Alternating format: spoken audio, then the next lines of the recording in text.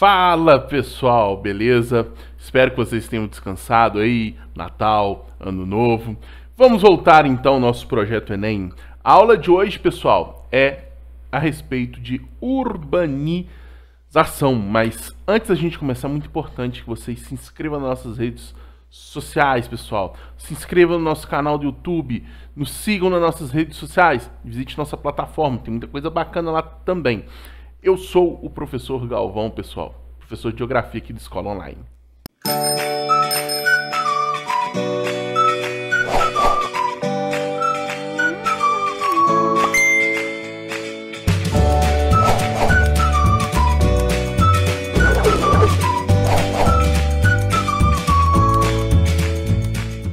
Então, pessoal, existem alguns conceitos a respeito da urbanização. Urbanização entra muito a questão da conceituação. São muitos conceitos que são recorrentes de aparecer não apenas no Enem, mas em provas em geral. E é extremamente importante a gente ficar por dentro dele. Por exemplo, nós somos obrigados a saber diferenciar cidade, município e distrito. Pessoal, quando nós falamos de município, nós estamos falando de toda uma área territorial, ou seja, um território delimitado. Quando nós falamos da cidade, nós estamos falando apenas da principal área urbana de um município. A área urbana é essa que concentra justamente a sede do poder político, ou seja, a prefeitura, a Câmara dos Vereadores. E os distritos são áreas urbanas adjacentes que não estão ligadas à cidade, mas que fazem parte de um mesmo município, ou seja, pequenos fragmentos urbanos. Aqui em Viçosa, por exemplo, na cidade, nós temos dois distritos, Cachoeirinha e Fundão, ou Cachoeira de Santa Cruz e São José do Triunfo. Além disso, dentro de um município, nós também temos a zona rural, beleza? Pessoal, para a gente falar urbanização, o termo urbanização é quando ocorre um crescimento da população urbana. Em alguns momentos, esse termo é utilizado como quando a população urbana cresce mais do que a população rural. Se a população urbana cresce mais do que a população rural, temos uma urbanização. Em outros momentos, se coloca a urbanização apenas como o crescimento da população urbana, assim como ruralização tende a ser o crescimento da população rural, beleza? Pessoal, sítio urbano é o relevo no qual está situado a cidade. Por exemplo, para se estudar a cidade de Viçosa em si, um dos fatores primordiais, pessoal, eu estou falando Viçosa porque a minha cidade é o sítio urbano da cidade. Por quê? Viçosa é uma cidade que se encontra na região dos mares de morro, ou seja, uma grande concentração de morros pela região. A cidade de Viçosa, desculpem, tem como característica as áreas centrais estarem situadas numa área de fundo de vale, onde nós não temos rios significantes. Por quê? Nós temos pequenos rios, pequenos córregos, porque Viçosa é uma área, assim, vamos dizer, de alto de serra, onde os bairros periféricos, ou os bairros residenciais, eles se encontram principalmente nas encostas que margeiam essa área central no fundo de vale. Então, a partir disso, nós já sabemos, claro, pensando em outros fatores, que a cidade de Viçosa pode ser uma cidade que tenha um problema com deslizamento de terras, pode ser uma cidade que tenha, sua área central, problemas com enchente, apesar de não ter, entre outros fatores, como ilha de calor e assim por diante. Então, o sítio urbano é fundamental para uma análise urbana de um determinado local. Não só também análise urbana, mas uma análise ambiental e assim por diante. Pessoal, função urbana. Função urbana nós colocamos como atividade econômica predominante em um município. Vou usar de novo o exemplo de Viçosa. Viçosa é uma cidade universitária, quer dizer que a principal atividade econômica que gera um município é a Universidade Federal de Viçosa. Assim como a cidade de Santos, em São Paulo, é uma cidade portuária. Assim como a cidade de São José de Ubá, no estado do Rio de Janeiro, é uma cidade agrícola. Por que é uma cidade agrícola? Porque o que move a cidade é a agricultura.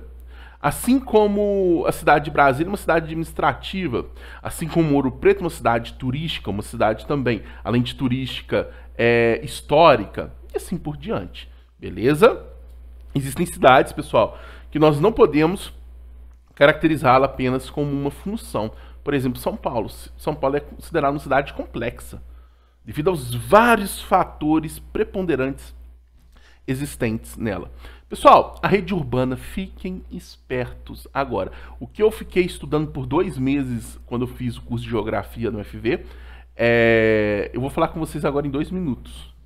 Rede urbana é a interligação existente entre diferentes cidades, pessoal.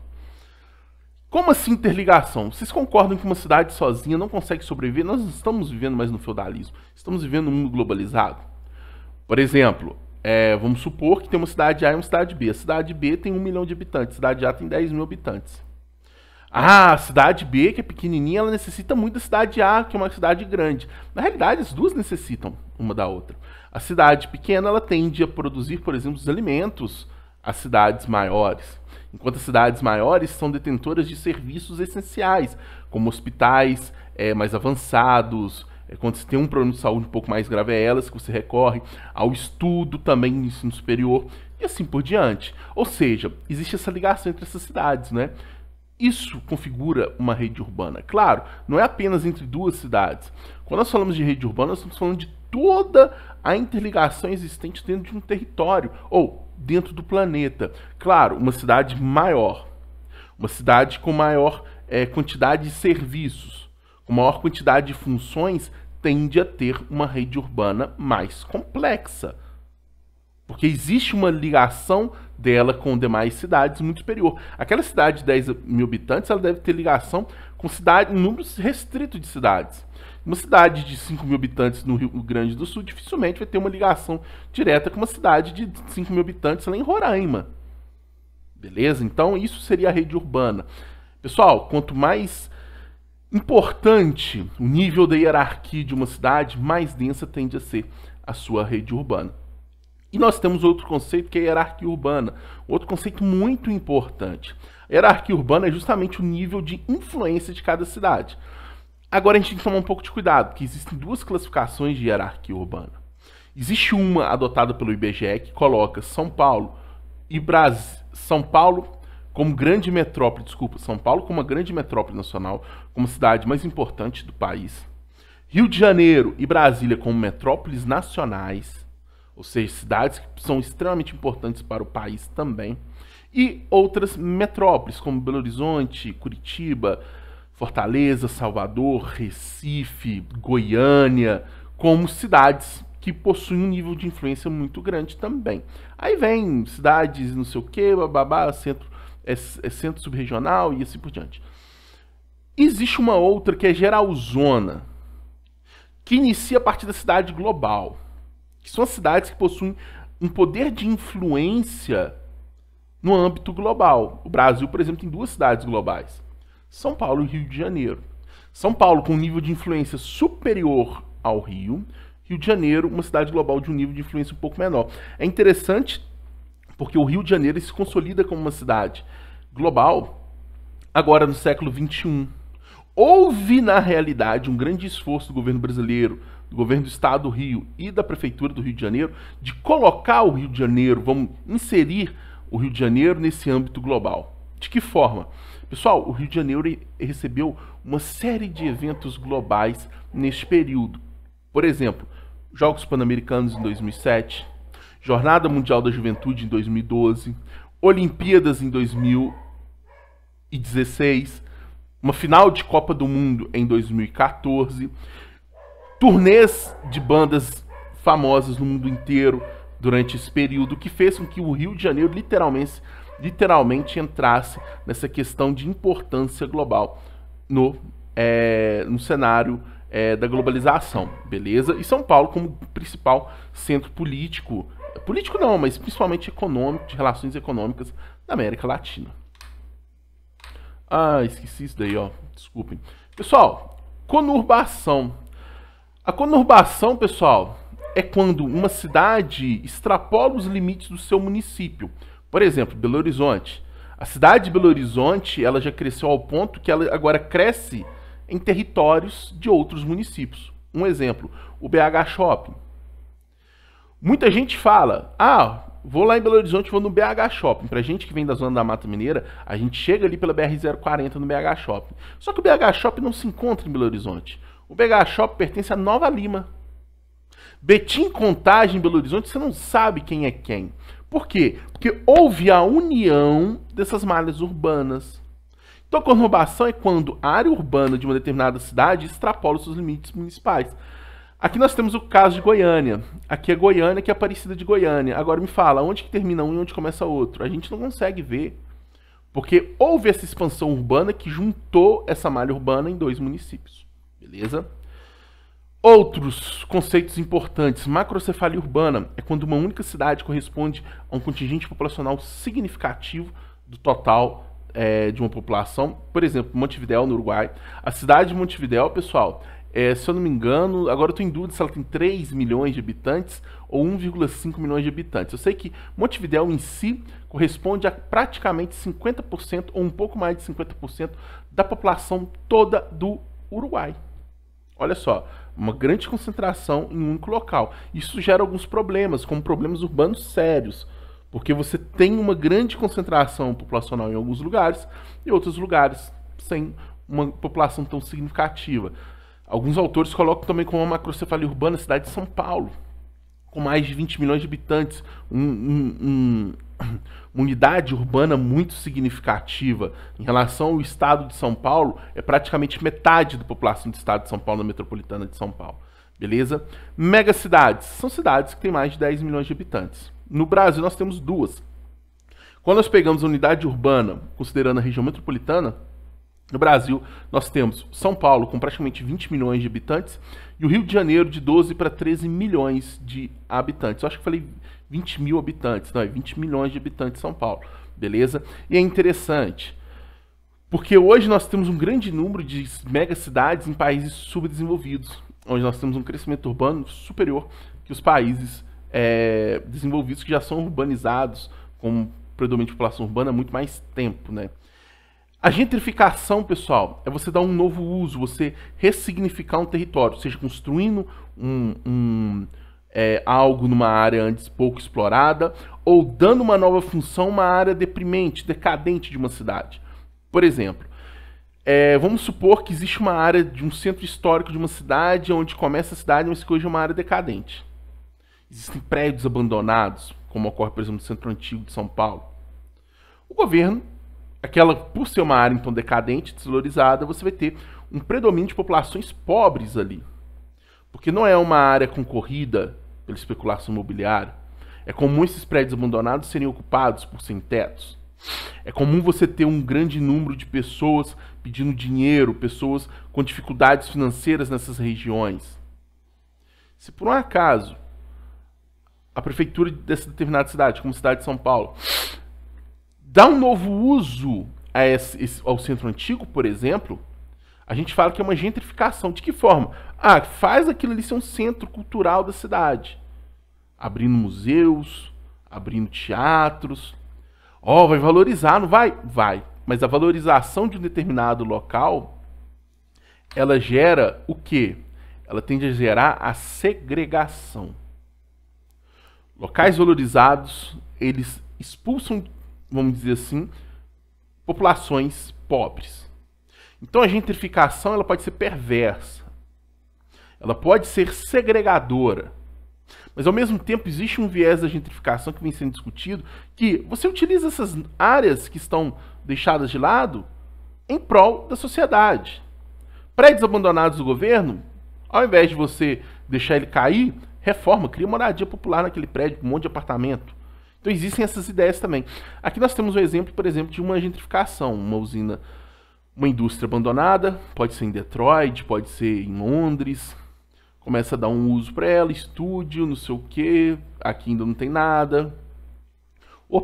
Agora virou uma lojinha de bicicleta, com o passar do tempo isso aqui virou um prédio bem bacana e tudo mais, uma área valorizada, ou seja, ressignificou essa área. Pessoal, as megalópolis são quando 2 ou mais grandes metrópoles, normalmente mais de 2 grandes metrópoles, possuem um nível de interação muito forte, ao ponto delas estarem quase que unidas não fisicamente, mas com a relação tão intensa, tão intensa, tão intensa, que é como se fosse uma única grande unidade. Beleza? O Japão em si possui uma grande megalópole que ocupa boa parte do seu território. E os Estados Unidos possuem 3 megalópolis. Boswash, que é a megalópole nordeste dos Estados Unidos, principal centro econômico global, que vai de Boston a Washington, pegando, por exemplo, a cidade ali de Nova York. Nós temos a Chippewa, que é a região dos Grandes Lagos, uma região hoje até um pouco deprimente dos Estados Unidos, devido a, vamos dizer assim, ao avanço tecnológico que essa região não acompanhou, talvez, que pega de Chicago a Pittsburgh, pegando as cidades ali, por exemplo, de Detroit, que se encontram justamente na região dos Grandes Lagos, e a nova megalópole dos Estados Unidos, que é Sansan, né, que pega de San Diego a São Francisco, uma área extremamente promissora, onde se encontra, por exemplo, o Vale do Silício, o principal tecnopolo do mundo, onde se encontra a cidade de Los Angeles, segunda cidade mais importante dos Estados Unidos, atrás apenas de Nova York. Beleza? Pessoal, é interessante a gente pensar que as cidades surgem como centro de trocas, centros comerciais. O mundo era agrícola, as pessoas tinham excedente de produção e tinham falta em alguns outros produtos. Elas necessitavam fazer uma espécie de troca. Pô, eu tenho que ir lá na fazenda não sei quem para ver se ele tem. Dessa forma começam a surgir pontos de troca. Nesses pontos de troca, então, começam a surgir casas. As primeiras cidades. Claro que existem cidades que se formam, cidades da antiguidade que se formam devido a outros motivos. Mas centros comerciais são um dos principais fatores responsáveis pelo surgimento das primeiras cidades na antiguidade. No momento que nem existiam, em vários lugares nem existia moeda, era literalmente centros de troca. Ah, vou trocar uma galinha por, sei lá, 2 kg de um certo grão, e assim por diante.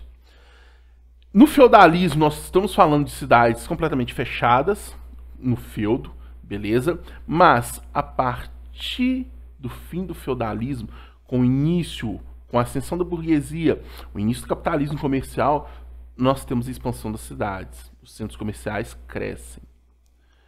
O dinheiro gira mais. Agora você não fica apenas restrito a um feudo, você fica restrito, você agora abre os horizontes para diferentes lugares, beleza? Com a industrialização, nós temos o surgimento das grandes metrópoles, pessoal. Quando nós pegamos as grandes cidades de milhões e milhões de pessoas, elas são muito mais, elas ganham muito mais força, elas começam a surgir de forma muito mais incidente a partir da industrialização. E se até o início do século XX as principais cidades, as megacidades, eram predominante de países desenvolvidos e industrializados, 100 anos depois, um século depois, no final do século XX, nós temos, devido à industrialização tardia dos países subdesenvolvidos, na questão da nova divisão internacional do trabalho, nós temos justamente um predomínio de megacidades em países subdesenvolvidos. Esses países subdesenvolvidos se industrializam, ocorre um êxodo rural muito grande, uma taxa de natalidade ainda muito elevada, um crescimento populacional absurdo. Olha só que em 1900, praticamente todas as cidades, tirando Wuhan, na China, todas as principais cidades do planeta em tamanho estavam em locais desenvolvidos. Vamos colocar aqui que em 1900 a Rússia era uma potência, São Petersburgo, por exemplo. Então, a Filadélfia, Estados Unidos, Wuhan, na China, Tóquio, Japão, Viena, na Áustria, eu estava, agora deu um tchutchu aqui, Chicago, Estados Unidos, Berlim, Alemanha, Paris, França, Nova York, Estados Unidos, Londres, Inglaterra. Pessoal, 100 anos depois, Tóquio é a maior cidade do mundo, com 30 milhões de habitantes. Olha só, Cidade do México, São Paulo, Mumbai, Índia, Nova York, Xangai, Los Angeles, Lagos, Calcutá, Buenos Aires. Entre as 10 principais cidades em tamanho em 2000, apenas 3 estavam em países desenvolvidos. Só Los Angeles, Nova York e Tóquio. A gente tem que pensar que a China não é considerada um país desenvolvido. É considerada uma grande potência econômica. E a tendência é isso aumentar ainda mais. A gente ter cada vez mais grandes cidades, cidades gigantescas, em países subdesenvolvidos, enquanto os países desenvolvidos mantêm as suas cidades num contingente populacional até mesmo estável. Pessoal, vamos falar sobre a urbanização brasileira. Olha, nós já tínhamos cidades no Brasil antes de 1930? Claro que sim. Essas cidades, elas surgiram principalmente devido à atividade agrícola ou atividades do setor primário vinculados aos ciclos econômicos. A minha cidade, por exemplo, de Viçosa, vou puxar de novo a sardinha para o meu lado, ela surge ali na transição do século XVIII para o século XIX, a ocupação dessa região, justamente devido a uma necessidade da região mineradora de Ouro Preto de ter alimentos. Então, a minha região aqui, Viçosa, Ponte Nova, ela surge como uma região produtora de alimentos para abastecer a área mineradora de Ouro Preto, ou seja, vinculada ao ciclo do ouro. Várias outras cidades do Sudeste surgem a partir do ciclo do café. Várias cidades litorâneas surgem devido à colonização brasileira no litoral. E assim por diante, pessoal. Então, a partir de 1930, ou após a crise de 29, com a industrialização do Brasil, a gente observa que isso muda. Nós temos principalmente um êxodo rural muito intenso. Por quê? A crise do ciclo do café não gera apenas o início da industrialização, mas gera um grande quantitativo de desemprego no campo. Sem lavoura, sem emprego. Se o sujeito não tem emprego no campo, ele vai para onde? Eu vou para a cidade. As cidades não estavam preparadas para receber um grande quantitativo de pessoas. Nós dizemos então que houve um crescimento desordenado dos grandes centros urbanos, principalmente São Paulo e Rio de Janeiro. O que ocorreu, uma expansão muito grande da favelização. Uma expansão muito grande de favelas, porque essas pessoas que vinham do campo, as pessoas que vinham de regiões muito pobres, como o sertão nordestino, elas não tinham condição de pagar um aluguel. Elas não tinham condição de comprar um imóvel. Elas improvisavam moradias em áreas que não eram ocupadas. Áreas que não eram ocupadas, nós estamos falando ou áreas longe do centro, ou áreas de risco próximo ao centro. Surgem aí as favelas. As favelas centrais normalmente em áreas impróprias, as favelas periféricas em áreas desvalorizadas. Beleza? Pessoal, o Brasil se torna urbano, então, em 1964. A partir de 1964, o Brasil tem mais de 50% da população vivendo nas cidades. E, atualmente, quase 90% dos brasileiros situam-se em cidades, pessoal. O Brasil é um dos países mais urbanos do mundo, mas isso não é correto a gente ficar fazendo um comparativo. Por quê? Cada lugar do planeta utiliza um critério diferente, ou o Brasil utiliza critérios diferentes de diversos outros países para medir a urbanização, beleza? Mas é algo que a gente não necessita de uma discussão aprofundada, tranquilo? Pessoal, então esse crescimento desordenado das cidades no Brasil, ali no século XX, gera sérios problemas. Problemas com saneamento básico, não tinha água tratada, esgoto coletado. Desemprego, não tinha emprego para todo mundo. Posterior, nós temos uma modernização da indústria. Trabalhadores da indústria ficando desempregados. O setor terciário, então, de prestação de serviço, de comércio, ou o setor da criatividade, como eu gosto de dizer, que surge ali o trabalho informal, o trabalho autônomo, ele cresce por conta disso. Beleza? Pessoal, a rede urbana brasileira, nós podemos dizer que ela ocorre em arquipélagos regionais, ou seja, concentrações redes urbanas densas em âmbitos separados, onde, por exemplo, nós temos uma capital, uma metrópole. A seu redor nós temos uma rede urbana densa. Aí depois você vai ter uma outra rede urbana muito densa, centenas de quilômetros depois, em outra metrópole, em outra capital. Por isso nós chamamos de arquipélagos, um conjunto de ilhas espaçadas pelo território brasileiro e uma maior concentração no litoral. A desconcentração industrial, que passa a ocorrer principalmente a partir da década de 70, década de 90, eu gosto de dizer década de 60, para falar a verdade, que o governo brasileiro começa a incentivar o desenvolvimento de outras regiões a partir da criação da Sudã, da Sudene, da Zona Franca de Manaus e assim por diante, justamente para levar o desenvolvimento para outras áreas, mas essa desconcentração hoje ela é muito forte no século XXI, que gera o crescimento de cidades médias e de novos polos urbanos. Porque a indústria, antes que era o grande atrativo de emprego para a população, ela agora prefere não ficar mais nas grandes cidades. Os fatores locacionais são aqueles que delimitam se vale a pena ou não uma indústria fixar em determinado local, eles são agora muito mais atrativos em outras regiões, em seu sudeste, e em cidades de menor porte. A região nordeste, a partir, por exemplo, da chamada guerra fiscal, ela hoje é um grande atrativo de indústrias, devido aos impostos bem baixos, beleza? Então nós observamos um grande crescimento de novos polos, polos regionais. O que nós observamos, como nós vimos na última aula, se eu não me engano, que atualmente nós vemos fluxos populacionais para cidades de uma mesma região e não mais para locais muito distintos. E a rede urbana brasileira, ela é integrada principalmente a partir de rodovias. Pessoal, existem alguns problemas urbanos. A violência e a criminalidade, por exemplo, andam de mão dadas, né? Cuidado. Muita gente fala que a violência e a criminalidade são um problema de segurança. Não. Não é. Hoje no Brasil é um problema social. Nós não podemos discutir a segurança, claro que nós devemos discutir, desculpa, mas nós não podemos discutir a segurança antes de discutir, por exemplo, problemas sociais, como educação e saúde. Porque se a gente fazer a segurança top no Brasil, pô, acabou a violência, acabou a criminalidade, mas nós continuarmos com uma educação fraca, fragilizada, sem oportunidades a todos, o que nós vamos estar vivendo é quase uma ditadura. Por quê? Porque é muito fácil, às vezes, uma pessoa chegar e falar, mas aquilo ali é um vagabundo que roubou.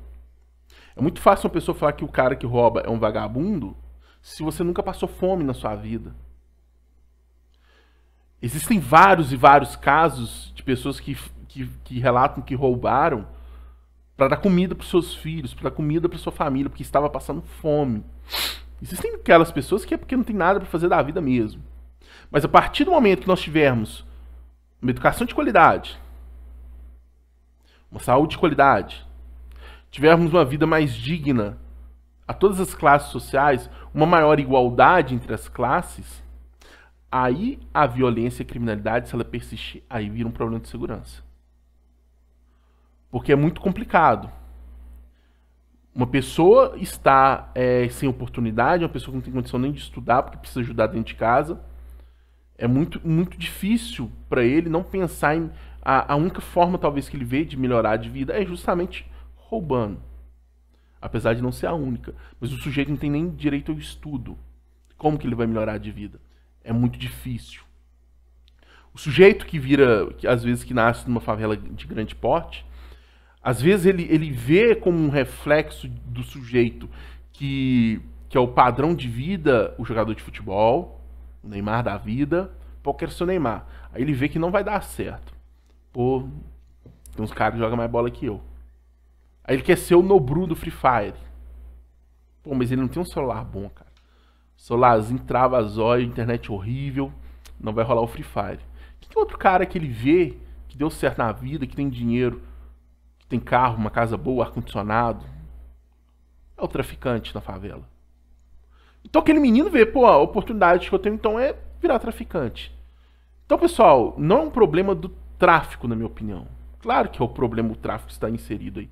Mas é um problema social que antes da gente pensar em segurança, a gente tem que pensar na base. Beleza? E essa discussão ela cai na prova do Enem. Fiquem espertos. Lixo. Cidades são locais de consumo. Consumo gera lixo, gera resíduo.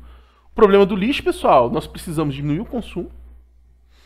Nós precisamos reutilizar mais os produtos que nós usamos. Às vezes a gente compra algo que nem necessita. Reciclar. Conscientizar. Para diminuir a quantidade de lixo. Vamos dizer assim, que sai de uma cidade. Pessoal, o déficit habitacional não possui moradia para todos, mas não possui por quê? Porque não são todos que têm dinheiro para comprar. Porque se toda a população tivesse dinheiro para ter moradia, para pagar um aluguel ou para comprar, ele não moraria na casa da sogra ou do pai. Todo mundo moraria na sua própria casa. O problema do déficit habitacional no Brasil está vinculado a 2 ou 3 famílias que vivem na mesma casa, porque eles não têm condição de cada um ter sua casa. Então eles acabam se unindo, às vezes, numa mesma residência. Problemas ambientais, as ilhas de calor, né, concentração de calor, principalmente no final da tarde, início da noite, devido à concentração urbana, aquela questão do calor concentrado durante o dia e a liberação do calor pelas edificações, pelo concreto, a inversão térmica no início da manhã, né? O ambiente urbano demora um pouco mais a se aquecer, isso faz com que o ar fique parado sobre a cidade, consequentemente os poluentes não dispersam, a qualidade do ar acaba diminuindo. Contaminação do solo e dos cursos hídricos, seja por rejeitos industriais, seja por esgoto jogado a céu aberto, lixo também. O efeito estufa, né? Os ambientes urbanos tendem a emitir, principalmente aqueles onde nós temos um grande número de indústrias, gases estufa que tendem a fazer com que a temperatura do nosso planeta aumente, porque se retém mais calor na atmosfera. E as chuvas ácidas, que são provenientes da emissão do dióxido de enxofre e do dióxido de nitrogênio, isso mesmo, que em reação com a água formam o ácido nítrico e o ácido sulfúrico, se eu não estou ficando enganado. Se eu tiver errado, a tia Simone depois briga comigo, beleza? Pessoal, poluição, a infraestrutura, né, questão que não existe vias apropriadas, transporte público apropriado, e é o que eu já falei, educação e saúde também são sérios problemas. E para finalizar, pessoal, aí está a megalópole brasileira, que ainda não está completamente formada. Alguns falam que em 2050 nós teremos uma megalópole no Brasil. Ainda não, mas ela já está muito bem configurada. Que pega ali a região metropolitana de Campinas, a Baixada Santista, região ali de Sorocaba, metropolitana de São Paulo, metropolitana do Rio de Janeiro, ligado pela Via Dutra, pessoal. A Via Dutra, para quem não sabe, é a rodovia de maior circulação de carros do Brasil, pessoal. Existe uma ligação entre o Rio e São Paulo muito intensa, pessoal. São cidades dependentes uma das outras. A linha aérea ou a rota aérea mais utilizada no mundo é Rio-São Paulo, pessoal. Então, devido a essa grande ligação entre todas as cidades, toda essa infraestrutura existente, temos aí a formação de uma megalópole no Brasil que ainda não se concretiza, beleza? Então, pessoal, para finalizar a aula, vamos aqui falar a respeito de uma questão do Enem a respeito da urbanização, Enem 2017. O fenômeno da mobilidade populacional vem desde as últimas décadas do século XX apresentando transformações significativas no seu comportamento, não só no Brasil, como também em outras partes do mundo. Esses novos processos se materializam, entre outros aspectos, na dimensão interna, pelo redirecionamento dos fluxos migratórios para cidades médias. Opa! Quer dizer, então, que agora ocorre como é que eu posso dizer? As pessoas querem ir mais agora para cidades médias e não mais para as grandes metrópoles, em detrimento dos grandes centros urbanos, pelo deslocamento de curta duração e de distâncias menores, pelos movimentos pendulares que passam a assumir maior relevância da estratégia de sobrevivência, não mais restrita aos grandes aglomerados urbanos. A redefinição dos fluxos migratórios internos do Brasil, no período apontado no texto, tem como causa a intensificação do processo de...